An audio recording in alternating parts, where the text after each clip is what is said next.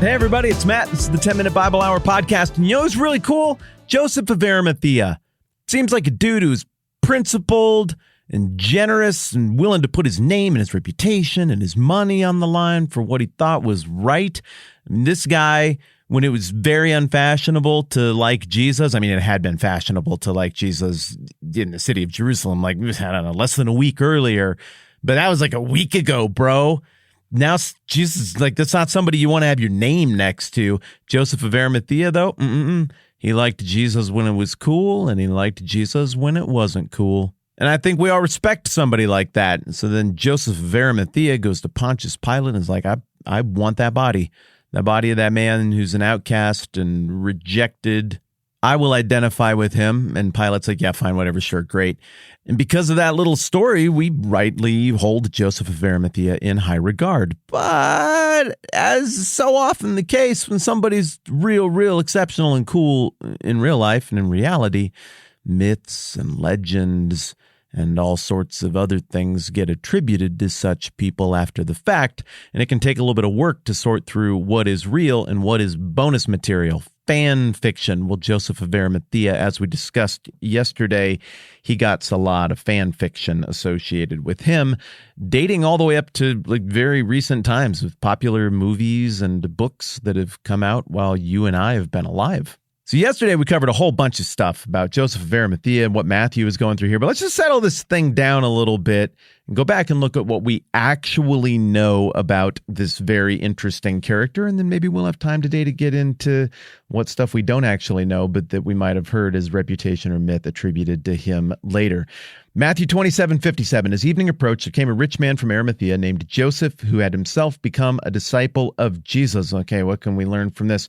He's from Arimathea. Where is Arimathea? It's really funny because it sounds like, oh, he's from this far away place. This is all happening in Jerusalem, but he's not Joseph of Jerusalem. He's Joseph of Arimathea, which is like 12 miles away from the city center. I don't think that if you drove to the place where Arimathea sort of still is or was back in the day that you would even notice.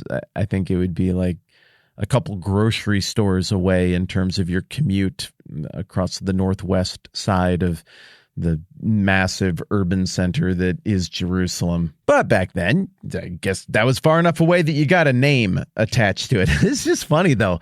Second thing we learned from this passage is somewhere along the way he became a disciple of Jesus. That's a follower of Jesus. Disciple is a pretty active word in the New Testament. This is someone who is actively receiving teaching and instruction and guidance from Jesus. He is internalizing the words of Jesus. He's sold on Jesus being who Jesus says he is. All right, what do we learn next? Verse 58. Going to Pilate, he asked for Jesus' body, and Pilate ordered that it be given to him. I wonder what that conversation was like. I wonder if Pilate was still in wash his hands mode, and if Pilate had just been done and out on the Jesus thing entirely from the moment he gave the order and walked away, or if the Pilate of medieval legend, because Pilate, like Joseph of Arimathea, oh, wow, there's so much stuff about him after the fact. People seem to really care about how this interaction with Jesus affected Pilate, so much so that they're willing to write the equivalent of medieval comic books about him.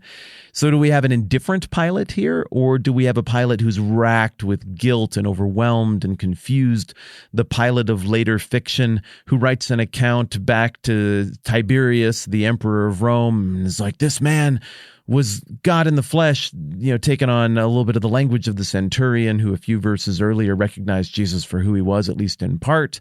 Is this a Pilate who can't sleep at night and has dreams as he's tortured by demons and pulled down into a river? And then later he does go back to talk to Tiberius, and Tiberius is like, you screwed everything up, dumb, stupid idiot. You're a terrible governor.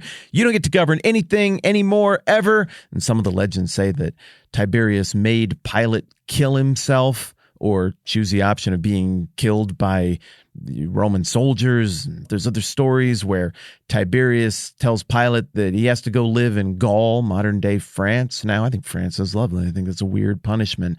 But that's one of the legends, and that he goes to, where is it, Lyon? I don't remember off the top of my head. I think it might have been Lyon. And upon arriving there, he's like, I just forget it. I don't belong here. And he throws himself in a river and he dies and he's tortured by demons. And sometimes you can still see his body in there. And some other people say that Pontius Pilate went there and lived this noble life and reached people for the Lord. Other people say that he went and drowned himself in a little lake on top of some mountains in Switzerland. It's called Lake Pilatus, actually named after him. And then on certain days of the year, you can still see his haunted ghost struggling to get above the surface of the water as he's dragged down by the demons that torture him because of what he did to Jesus. Other people have him ending up in Scotland or England. And it is very interesting how many of these stories that I'm throwing out, at least geographically, parallel some of the claims about Joseph of Arimathea, the guy who, here in verse 58, is getting a private meeting with Pilate to ask him about what's going to happen with the body. I don't know. After doing a mountain of research on Pilate and all of the information we have about him after the fact, I got no clear sense of who this guy was after the Jesus encounter. If someday I found out that he just shrugged at it and was like, just another guy I executed, I got bigger fish to fry than that, and that was the end of it, that would not surprise me based on the historical evidence I've seen. If someday we found out that it absolutely transformed the entire future of Pilate's political career and his marriage and his family line, that wouldn't surprise me either based on the evidence we have, but we just can't say for sure. And so Joseph of Arimathea encounters a Pontius Pilate who is in some state of mind. I can guarantee you he was worried about his own skin, and he was rightly worried because his time in power here came to an end not too long after, and it looks like it came to an end on not the best of terms.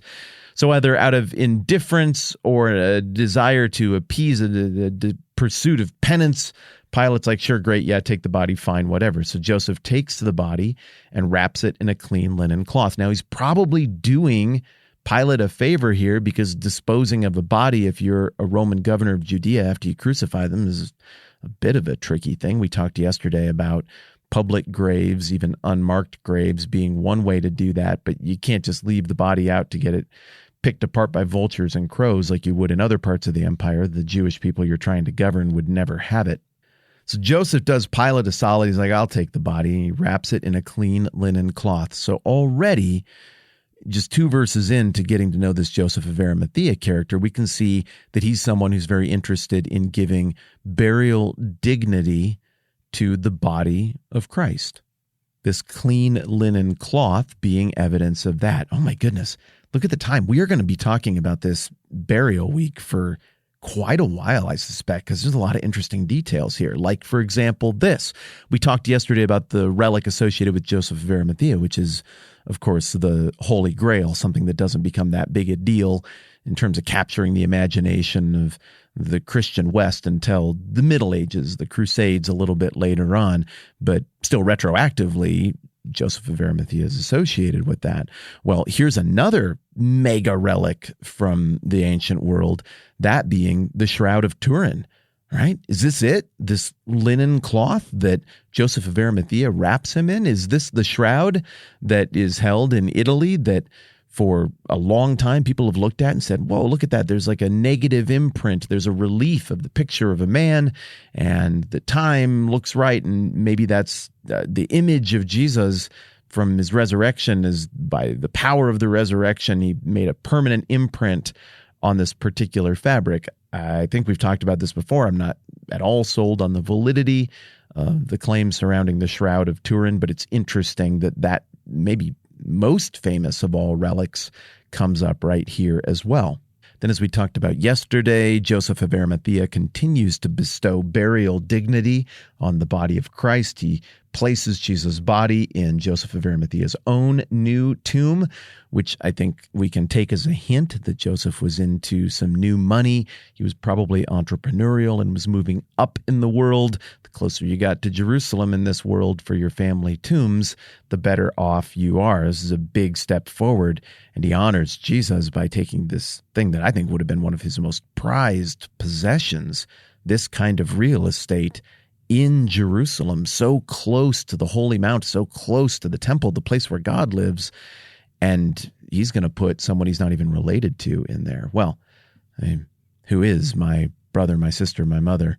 But it's the person who does the will of my Father in heaven. So maybe in Joseph of Arimathea's mind, Jesus is family. And then finally, we get the description of this big stone being rolled in place. That is a Chekhov's gun that is going to factor in very prominently later in the story. There's also an apologetic device there, and that Matthew is setting it up as he's really, really, really dead. Joseph of Arimathea, who is really, really, really wealthy and well-known, is yet another reliable witness to the true death of Jesus. Joseph of Arimathea saw the body, claimed the body, touched the body, had the body properly treated for burial, and then had that body placed in a place he knows and has a deed to. And there was a giant stone in front. You could still go see the stone and the grave if you wanted to. When we read this 2,000 years after the fact, we maybe don't immediately catch how effective and apologetic this would all be. But by giving these specifics, Matthew is also challenging the original audience reader to go and look it up for yourself. Just walk over there, look, ask people. You can do the math for yourself. See if it looks like a fraud to you, like what you're being told by the religious leaders, or see if it looks like Jesus actually did come back from the grave. We got more we got to cover here. I want to talk more about relics and what they mean. I want to take that little rabbit trail further into the Middle Ages, and I want to go and look at some of the other accounts in Mark and Luke and John to see if we can learn a bit more about this enigmatic but compelling character who is Joseph of Arimathea. I'm having fun. I just love doing this with you. Thank you for being here. I'm Matt. This is the 10-Minute Bible Hour Podcast. Let's do this again soon.